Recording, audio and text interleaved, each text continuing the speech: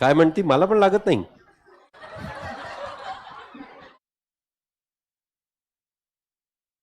काय म्हणती, मला पण चकना लागत नाही.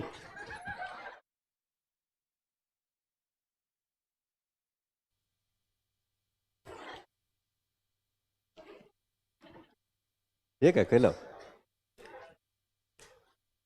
Good evening once again. Let's start with question number 7. कल वाले क्वेश्चन में इनकम एक्सपेंडिचर था, रिसीट पेमेंट बैलेंस शीट बनाना था. अब वाले क्वेश्चन में रिसीट पेमेंट है, इनकम एंड एक्सपेंडिचर अकाउंट और बैलेंस शीट बनाना है.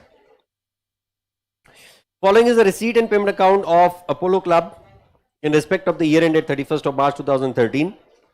To balance brought down, cash in hand, to donations for building. Donations for building मतलब specific donations हो गई, will be added to the building fund. Correct? और अगर building fund नहीं है तो it will be created. Right? To subscription 11, 12, 12, 13, 13, 14. To profit on sports. To interest on 8% securities. By balance brought down 1000. अच्छा, to balance brought down भी है, by balance brought down भी है. का मतलब क्या? We also have the bank overdraft at the beginning. Is that point right? By salaries, by stationery, by furniture on 1 October 2012. का मतलब क्या? अगर डिप्रिसिएशन पर एनम बेसिस पे होगा तो इस फर्नीचर पे डिप्रिसिएशन सिर्फ 6 महीने का आएगा, बाकी का फर्नीचर जो कुछ भी होगा उस पे पूरे साल का डिप्रिसिएशन आएगा. Right? By rates and taxes, by telephone charges, by 8% securities at par. 8% securities at par 5000 की एडिशनल खरीदी है इस साल. Right? By balance carry down, cash in hand. There are 600 members each paying annual subscription of ₹15. अरे बाप रे, इसके लिए मेहनत करवाएंगे हमसे ये.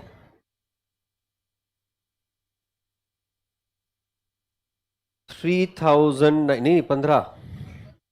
रिसीट पेमेंट में 7,500 ही आए बेटा, 1500 कहां से करेगा? 9 लाख के अगेंस्ट 7,500 रुपया ऐसा?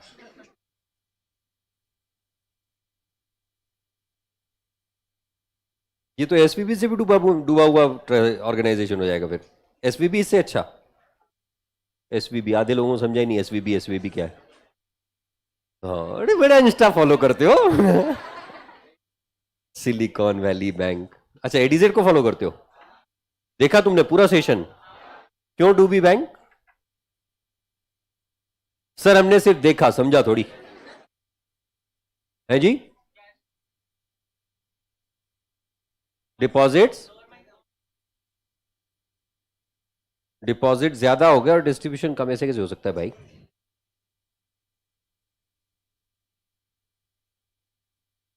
हमारे देश में सिस्टम है कि हर बैंक को एक पर्टिकुलर अमाउंट का SRR, CLR mention, SLR and CRR maintain करना पड़ता है, विच इज अप्रोक्सीमेटली 30%. उनके देश में ऐसे रेस्ट्रिक्शंस नहीं है. वो जहां जैसे पैसे लगा सकते हैं. राइट? उन्होंने सिक्योरिटी के तौर पे कि हम प्रोटेक्टेड रहे पैसे, उसके लिए गवर्नमेंट के बॉन्ड्स में इन्वेस्ट कर दिए. अब हुआ यूं, पवेल साहब हमारे, POWELL पवेल, जो उनके फाइनेंस सेक्रेटरी हैं, ये भाई साहब हर 3 महीने में आ रहे 15% बढ़ाया, वापस 3 महीने में आते 25% बढ़ाया, वापस 3 महीने में आते 25% मतलब 0.25%, 0.15%. Sorry, 15 basis point, 25 basis point is what they use the term as.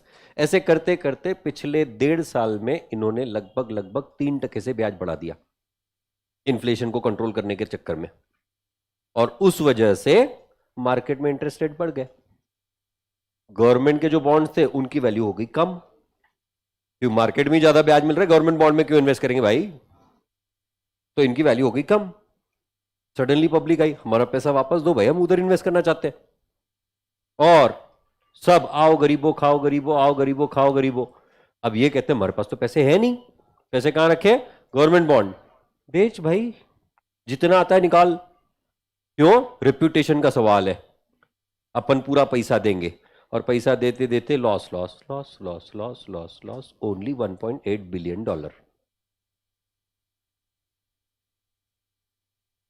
That is it. यही हुआ, राइट? तो इसका हम वैसा नहीं होने देंगे, इस सोसाइटी का, है ना? चलो, ड्यूरिंग 2011-12, अच्छा, 600 मेंबर्स, 15 रुपए प्रति member, 3,900 being in arrears for 91-92। हाँ,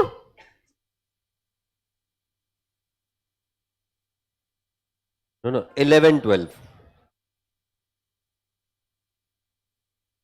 मतलब तुम्हारे जमाने में हमारे जमाने के जब क्वेश्चन आते हैं मेरे को डर लगता है। 91-92 मतलब हमारे जमाने वाले क्वेश्चन हुए ना। उस समय पे हम ऐसे ही क्वेश्चन सॉल्व करते थे। लिटरली जो क्वेश्चन तुम आज सॉल्व कर रहे हो शायद 26 साल पहले मैंने भी सॉल्व किए हैं।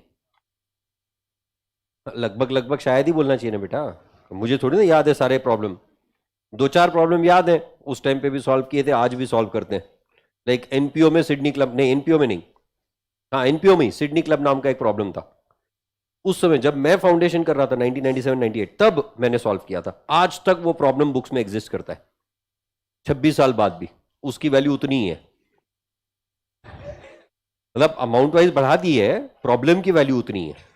हाँ, पर इनफैक्ट थोड़ा सा डाइल्यूट भी किया है। एनीवेज, 3,900 बीइंग इन अरियर्स, अच्छा 9,000 आने वाले थे, उसमें से 3,900 अरियर में। At the beginning of 12-13, during 2011-12, subscriptions were paid in advance for 40 members for 2012-13. Okay. Stock of stationery on 31st March 12 is 400, 31st March 13 is 500. Creditors for stationery on 31st March 2012 is 1,200 and on 31st March 2013 is 1,700. का मतलब क्या? Creditors भी दिए, stock of stationery भी दिया है, का मतलब क्या? All the payment that is done in the receipt and payment account towards stationery is to the creditors for stationery. We have to presume what? All purchases of stationery are on credit basis. याद आ रहा है कल कुछ कहा था मैंने? कल की बात है ना, वो परसों की बात है। हाँ, वो सत्यम बताता है मेरे को कल क्या हुआ था। सत्यम, सत्यम,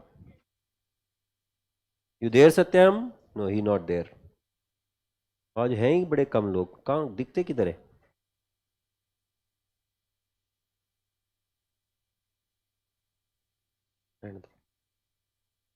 हाँ इधर दिखते हैं, मैं समझा अभी, इधर। हाँ, आज कम लोग हैं। आज तो फ्राइडे है ना, सैटरडे कैसे बना रहे हैं फिर लोग आज? तो सैटरडे के दिन लोग कम है। सुरेश भाई थैंक यू वेरी मच। ये तुम ना बहुत बड़ा पुण्य का काम करते हो, मालूम है?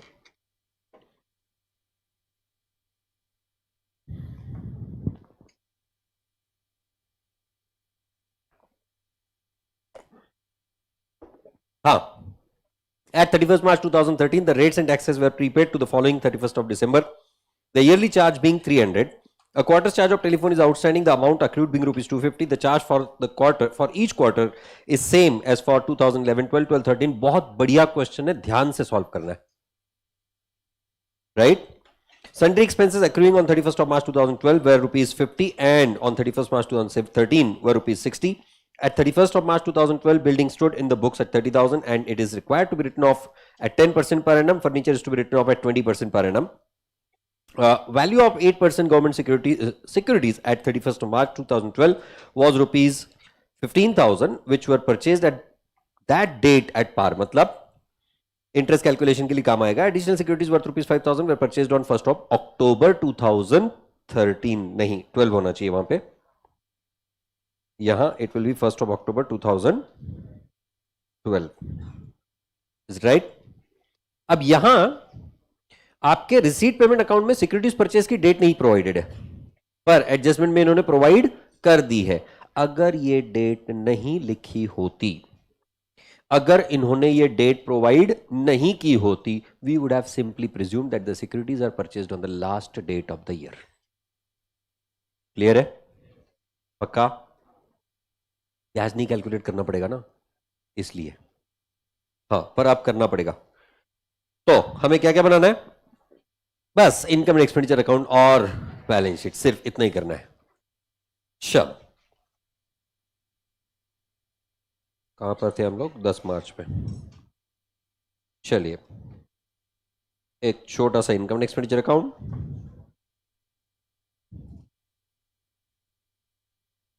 राइट।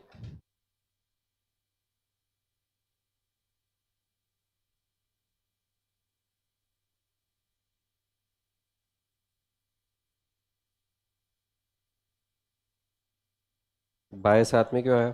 चल, हट।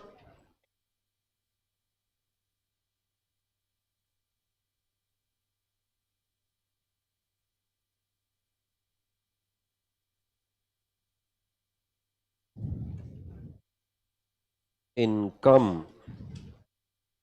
एंड एक्सपेंडिचर का वो कहाँ है अपना 77,800 वाला? हाँ, इधर है। हाँ, तेरे को तो बेटा याद ही 77,800 से करूंगा मैं। For the year ended, I can forget everything but not the figures, 79,800 था। 39,800 का डबल 77,600 था। 800 था यार कुछ तो। 77,800 का डिफरेंस आया था ना कल। मतलब वो 35, कितना बोला था तूने पहला वाला वैल्यू? 38,900। हाँ, वही बोला यार, इतनी जल्दी तो मैं मिस्टेक नहीं करूंगा। और कल मेरा कॉन्फिडेंस बरकरार था। I can not be ill confident about the tallying of balance sheet, never. Balance sheet as on, कि मेरा नेचर क्या है पता है क्या? जहां मेरी गलती होती है ना, मुझे एक्सेप्ट करने को इतना सा भी टाइम नहीं लगता है तो है। Being a human that's possible. हाँ, as a teacher I should not, as a teacher I should not make the mistake because I am suppose to train you on how to avoid the mistakes. But at the same time अगर suppose being a human अगर गलती हो जाती है तो I accept it, मतलब मैं cover up करने की बिल्कुल कोशिश नहीं करता हूं, मुझे पसंद नहीं है। But at the same time कल गलती नहीं थी मेरी, नहीं थी। हाँ, मेरी बैलेंस शीट टैली होने वाली थी। यही एक बंदा है जिसने वो खुराफात की थी। आहा, सुरेश भाई जिंदाबाद। Adjustment number 1, there are 600 members each paying an annual subscription of ₹15। मतलब इस साल की इनकम 9,000 रुपए। Income and expenditure account will be credited by how much amount? 9,000। So income and expenditure account on the credit side by subscriptions, 600 into 15, that is 9,000, है ना? At the same time there is some amount of subscription still receivable at the end. There is some amount of subscription which was pre-received at the beginning, so we need to do the accounting for that as well or not? कार्यपत्रक 1, working note 1। क्या बनाएंगे working note number 1? Opening balance sheet.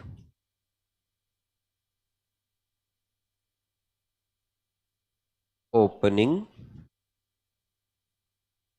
Balance sheet. इस वाले question में आपको मैं subscription account की जगह subscription statement बना के दिखाता हूं एडलेस फॉर्मेट में, right? कार्यपत्रक 2, subscription receivable.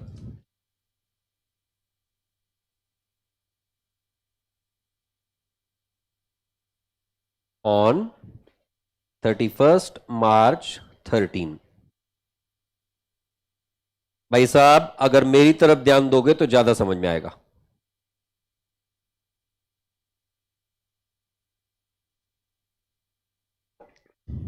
Total subscription receivable कितनी थी total receivable? 9,000 rupees less received in 2012-13। कहां दी हुई है? रिसीट पेमेंट अकाउंट के रिसीट साइड में दी हुई है, नहीं? 7,500 रुपए है ना? Less pre received on 31st March 12। कौन सी वाली pre received on 31st March 12? ये जो आपको बताया गया है 40 members paid for 2012-13, so that is pre received at the beginning or not? That is not received in current year, but it is included in the current income of current year or not? Right? That's why I'm subtracting it. That is 40 members into 15 रुपया, 600 रुपया. So net receivable is rupees 900, है ना? अब जो pre received eight the beginning थी उसका दूसरा effect देना पड़ेगा. कहां जाएगा दूसरा effect? Opening balance sheet, asset side, sorry liability side. Pre received subscription rupees 600.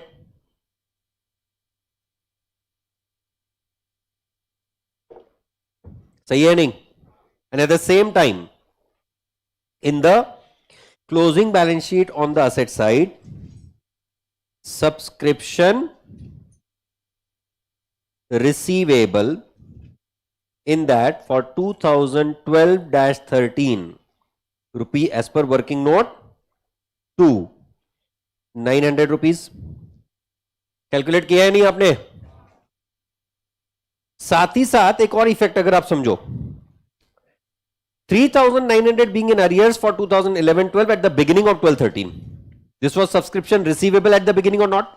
कहां आएगा? पहले ओपनिंग बैलेंस शीट में आ जाएगा.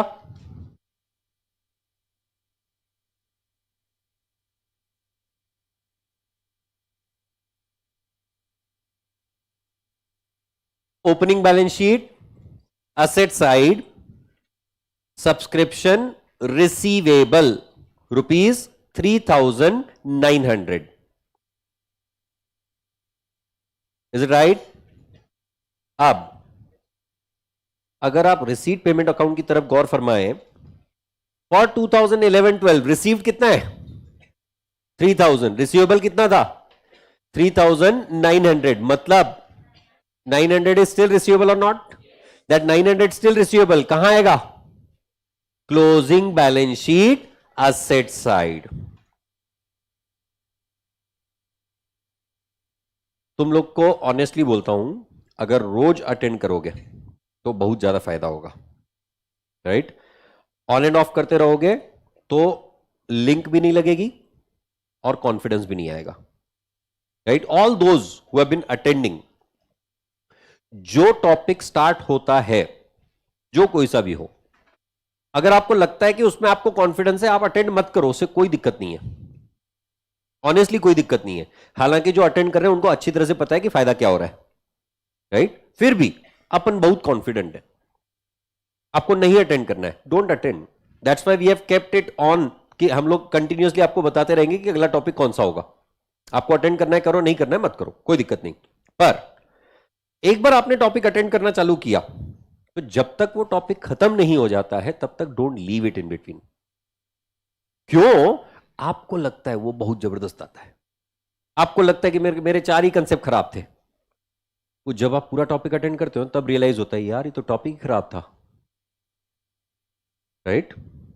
सो try to follow the consistency. Alright? वो पेंसिल चार्ज हो रही थी इसलिए टाइम पास कर रहा था. सब्सक्रिप्शन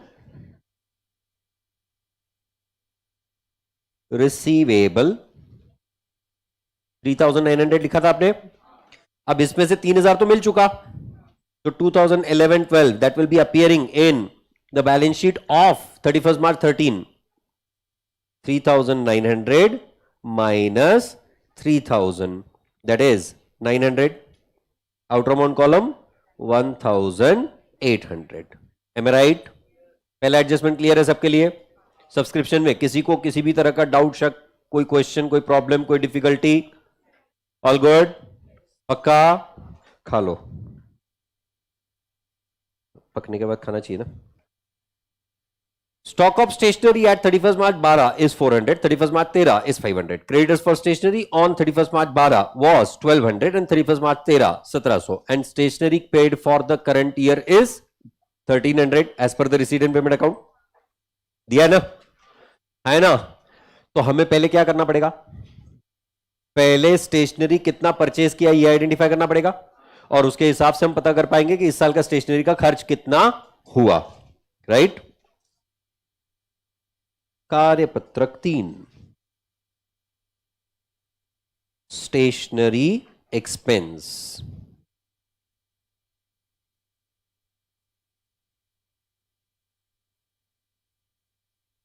ए, स्टेशनरी परचेज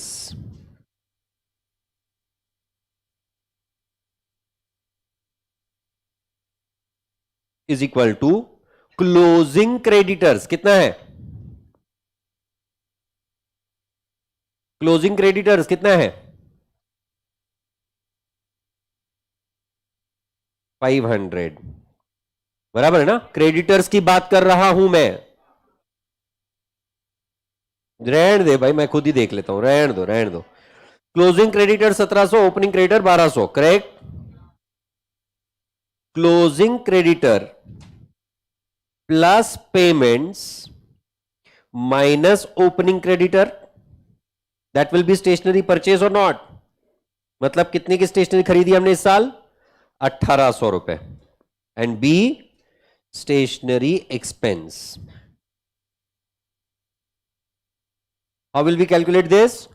ओपनिंग स्टॉक कितना है? Opening stock 400। Opening stock plus purchases minus closing stock.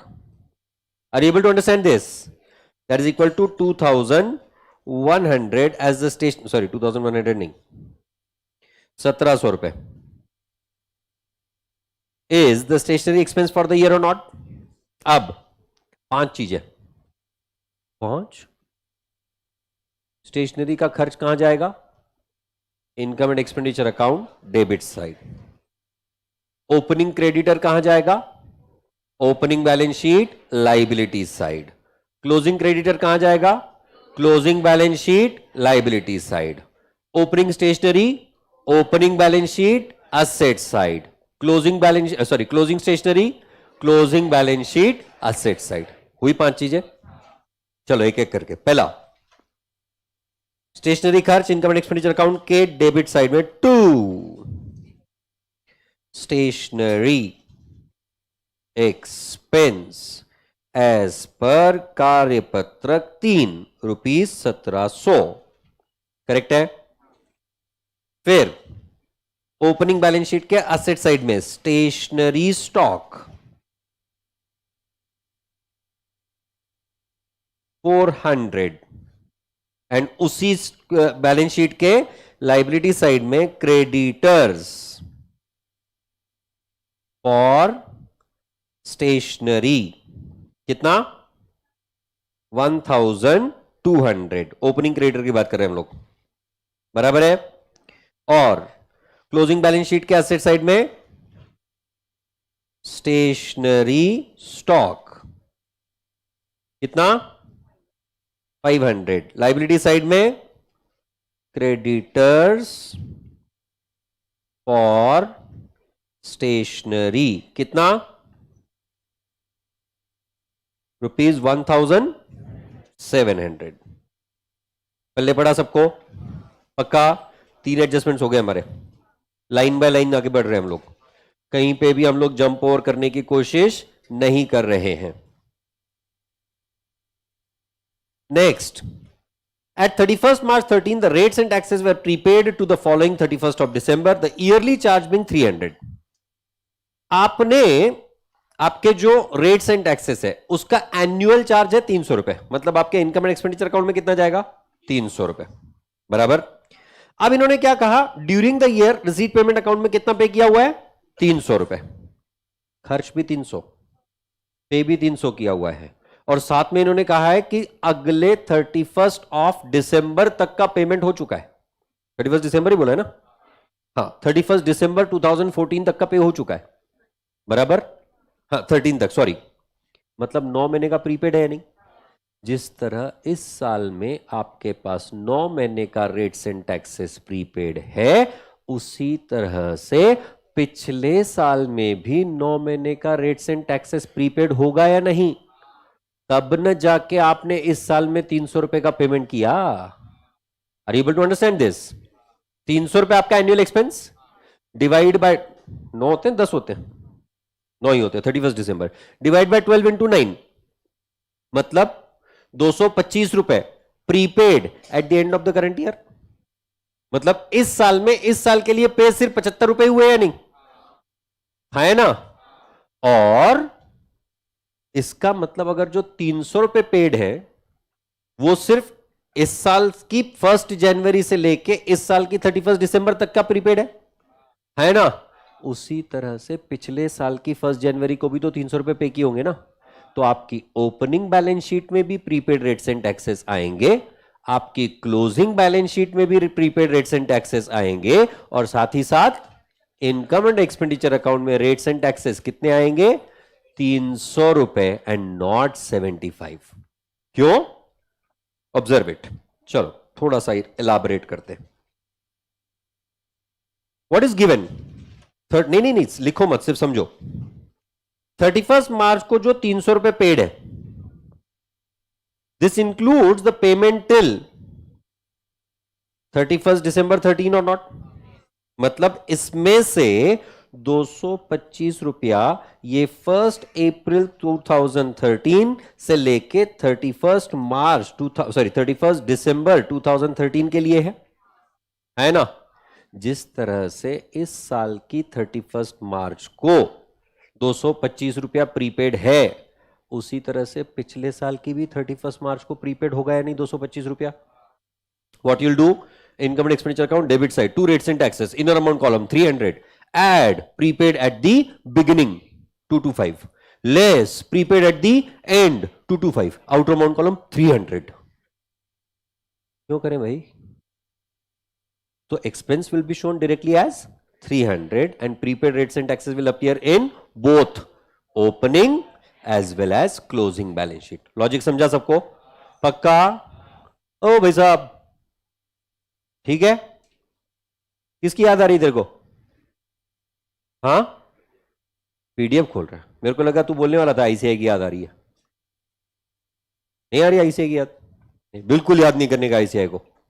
ICI तुमको याद नहीं करती ना, तुमने आईसीआई को याद नहीं करने का। सर ऐसा मत बोलो सर, आईसीआई मेरी जिंदगी बनाने वाली है सर,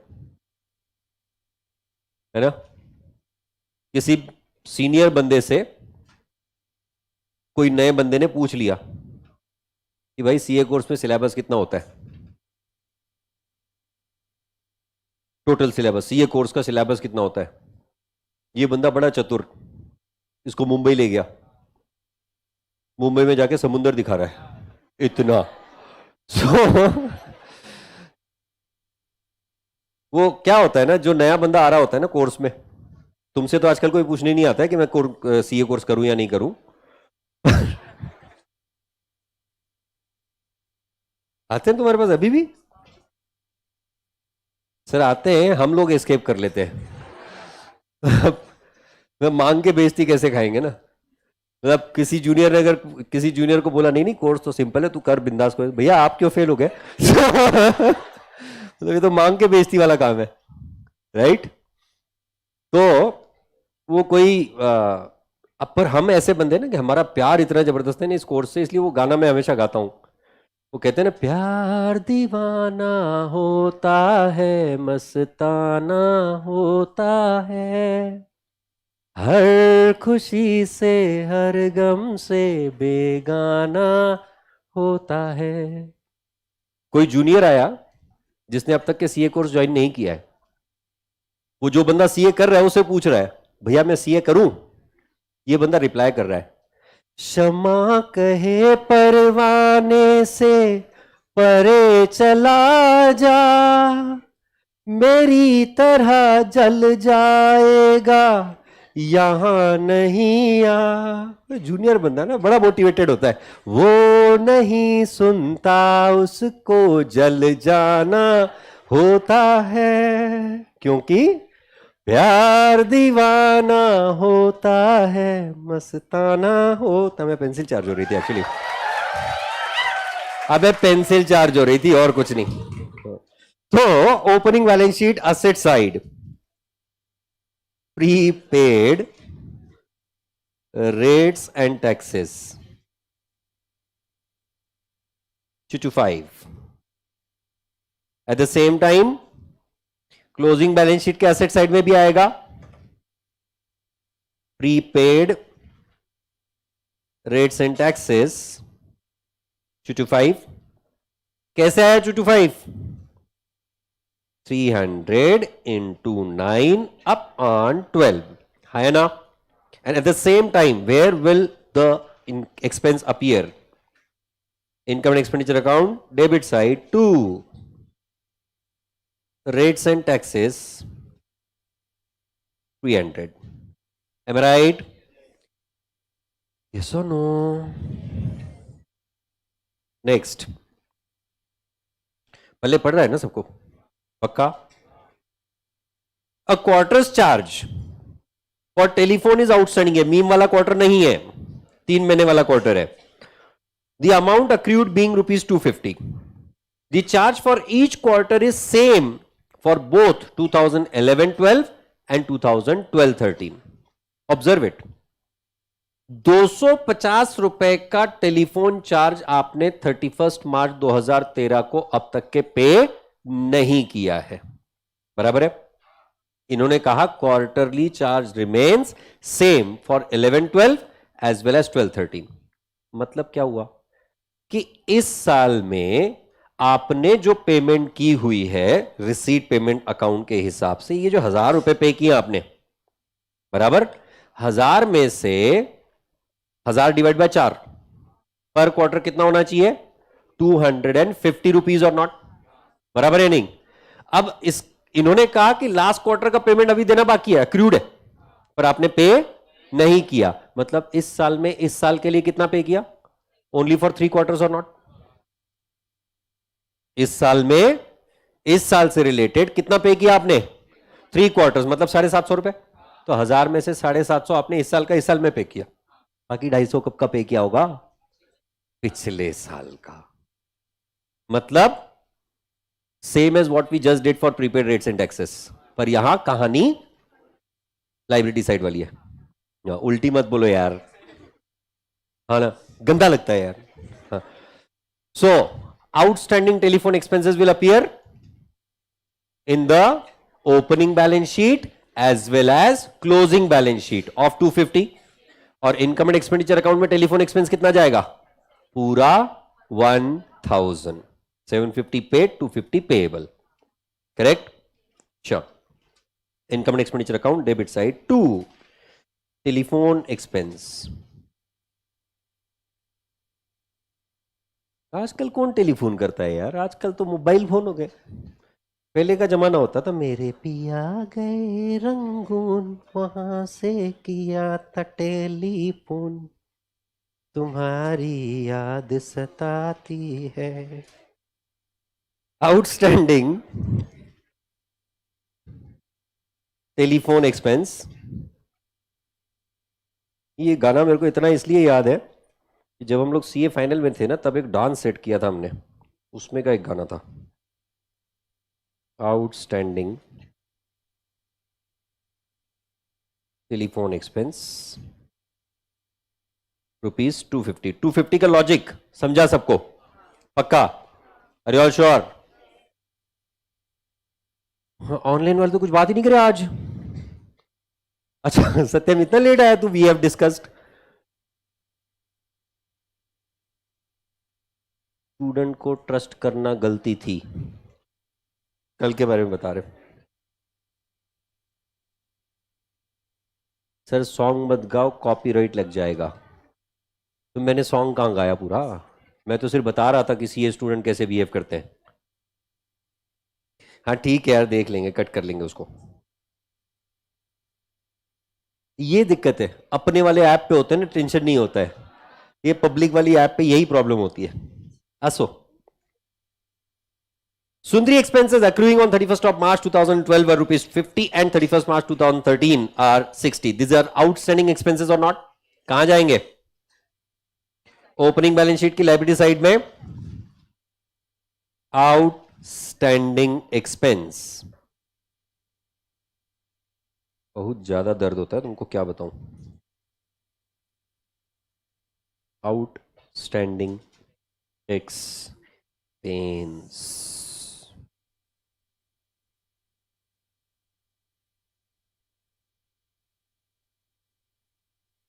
60 रुपीज।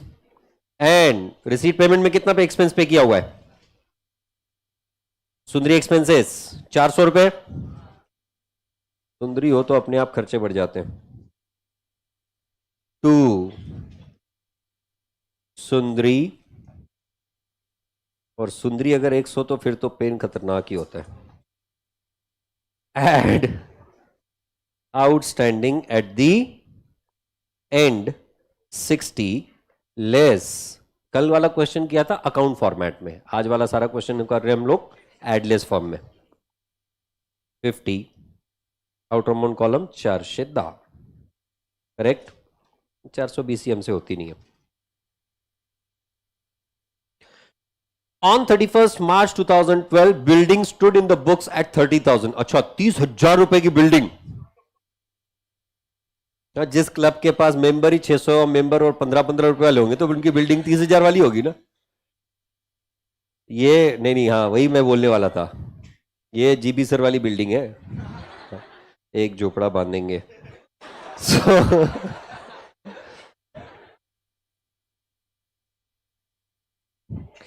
मैं ऑनेस्टली कमर्शियल कोचिंग में लगभग 2010 से हूं। 2010 से 2023, मतलब 13 साल 14 साल हो गए लगभग। 14 साल में जीबी सर ने हर बैच में कम से कम एक बार तो सुनाया होगा, राइट। ऑन एन एवरेज उस समय पे हमारे पास बैचेस होती थी 9 से 10 पर ईयर। 10 बैचेस, 14 साल, 140 बार इन्होंने झोपड़े बांधे। सोचो कितने लोग मजे कर रहे हैं। और सर वही तो पॉपुलेशन बढ़ने का problem. Anyways, 30,000 is required to be written off as 10% and furniture 20%. Furniture आपने कब खरीदा? 1 अक्टूबर 2012 को। ओपनिंग में आपके पास कोई फर्नीचर नहीं था। In the opening balance sheet on to the asset side building.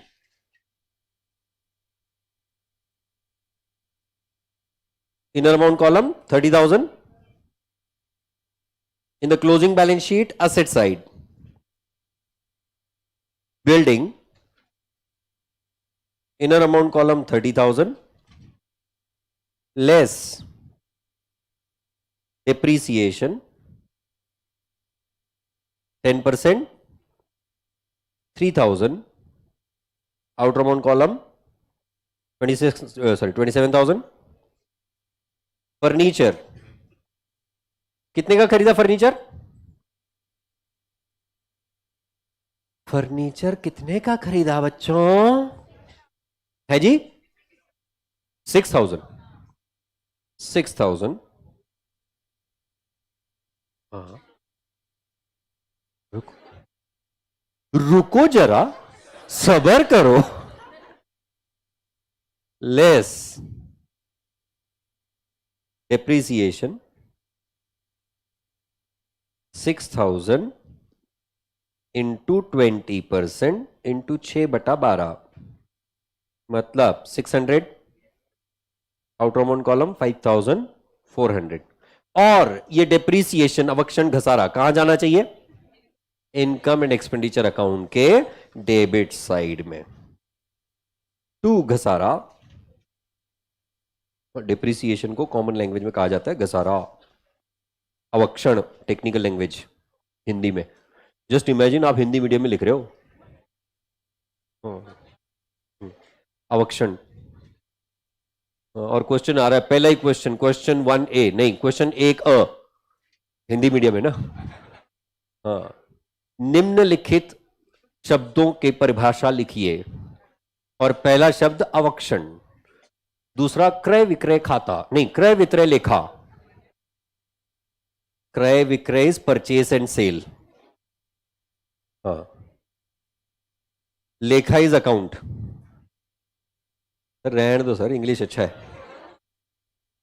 Thanks for opening our eyes sir. Building 3000, furniture 600, 3600 रुपए। करेक्ट है? ए भाई कहां जा रहा है भाई, तू इधर रुक। हाँ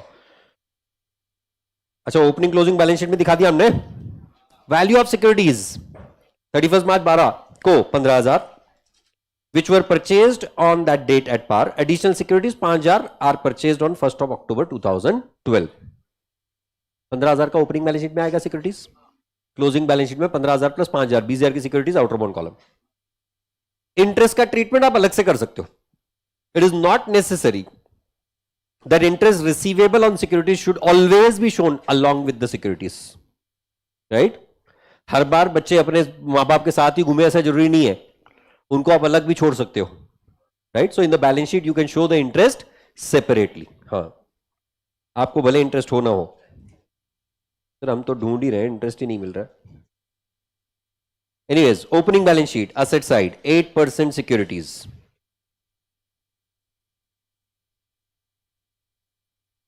$15,000 है ना?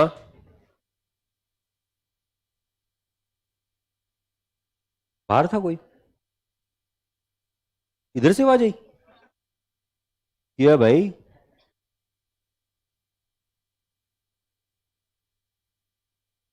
लाल टी शर्ट, तूने बोला कुछ? नहीं,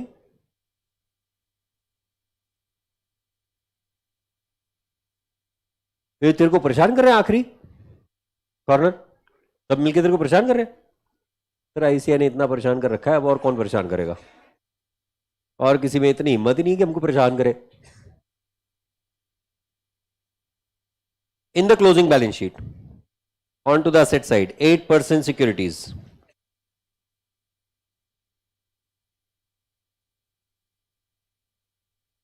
add purchase outer bound column 20,000। मैंने कहा इंटरेस्ट का ट्रीटमेंट हम लोग अलग से कर सकते हैं। So let's come to the income and expenditure account, credit side by interest on securities, inner amount column 15,000 पे पूरे साल के लिए 8%, 15 चौक 60 मतलब 1,200 रुपए, और बाकी जो 5,000 है उस पे सिर्फ 6 महीने का 8% इंटू 6/12, दैट इज 4/5 200 रुपए। तो टोटल रिसीवेबल कितना था? 1,400 एज द इनकम और नॉट? अच्छा, इसको तो आउटर में लिखना चाहिए ना। Total income for the year is 1,400, correct? If you look at the receipt and payment account on to the receipt side 8% securities पे ब्याज सिर्फ 1,000 रुपए मिला है, मतलब बाकी 400 अभी भी रिसीवेबल है या नहीं? कहां आएगा?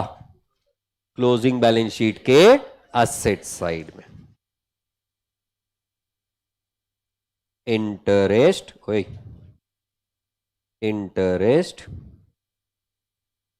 Receivable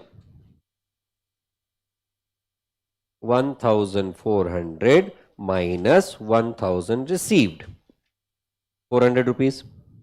M I going good? समझ आ रहा है सबको? सारे इफेक्ट सही जा रहे हैं हमारे? Very good. अब एडजस्टमेंट तो खत्म हो गए, क्या करना पड़ेगा? Opening balance sheet, sorry receipt and payment account on the receipt side, cash in hand कहां? In the opening balance sheet asset side cash in hand, कितना? 2,000। अब donation for building fund, opening में तो कोई बिल्डिंग फंड था ही नहीं, तो हमें कहां दिखाना पड़ेगा? डायरेक्टली क्लोजिंग बैलेंस शीट की लायबिलिटीज साइड में। बिल्डिंग फंड 3,500, 30,000 की बिल्डिंग के लिए 3,500 का फंड मिला है। टू सब्सक्रिप्शन 11 12 ऑलरेडी खत्म कर चुके हम लोग, 12 13 ऑलरेडी डील कर चुके हैं, 13 14 ये इस साल में अगले साल से अगले साल के लिए मिली हुई सब्सक्रिप्शन है या नहीं? कहां जाएगी? In the closing balance sheet on to the liability side, pre received subscription 1000 है ना। Next, profit on sports income है ना, कहां जाएगा? In the income and expenditure account, credit side by profit on sports 3,000, correct है। Interest already deal कर चुके हैं हम लोग। Balance brought down is bank overdraft, तो कहां जाएगा बच्चों? In the opening balance sheet on to the liability side, bank over draft 1000 ही है ना। नेक्स्ट, सैलरीज, जितना पे किया उतना हमारा खर्च, क्योंकि कुछ बताया नहीं इसके बारे में। तो income and expenditure account, debit side to salaries 3,000, correct है। Stationery done, furniture done, rates and taxes done, telephone charges done, 8% securities at par done, sundry expenses done. Directly cash in hand कहां? Closing balance sheet asset side. बड़े simple सा question था ये तो sir, वही तो यहां पे सारा कुछ सिंपल लगता है। एक बार एग्जाम हॉल में बैठ के देखो सर, याद आ जाएगा आपको foundation. 3,000, did you understand this? पहले क्या करेंगे? ओपनिंग बैलेंस शीट को क्लोज करेंगे। कैपिटल फंड कहां से आएगा मैडम? 30 45 48 49 125 49 525 51 525। नहीं, मेरे को भरोसा ही नहीं तुम पे। 1 2 3,050 3,100 48,425 capital fund 48,425. Is this right? And this will appear in closing balance sheet, liabilities side, inner amount column, capital fund 425. Is it right? अब इनकम एंड एक्सपेंडिचर अकाउंट को क्लोज करेंगे। क्लोज कर 9 10 13 400 on the income side and expense side में 17 2 3 6 9 10,000 10 10,000 10 3,390 रुपए to surplus 3,390. Is it right? Surplus will be added to capital fund. Add surplus 3,390. Outer one column 48 51 50 51 700 815 51 815. Is it right? वे कम से कम final total तो बताओ कितना काम करवाओगे फैकल्टी से? 58,325. 58,325. Is it right? Is the total of the balance sheet on both the sides. Please check it. Has to be. होना ही चाहिए।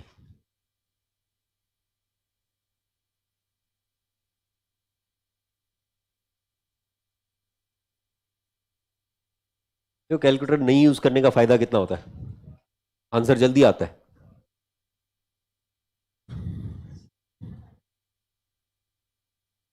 Sir उसके लिए दिमाग में कैलकुलेटर रखना पड़ता है ना, उसका क्या करें?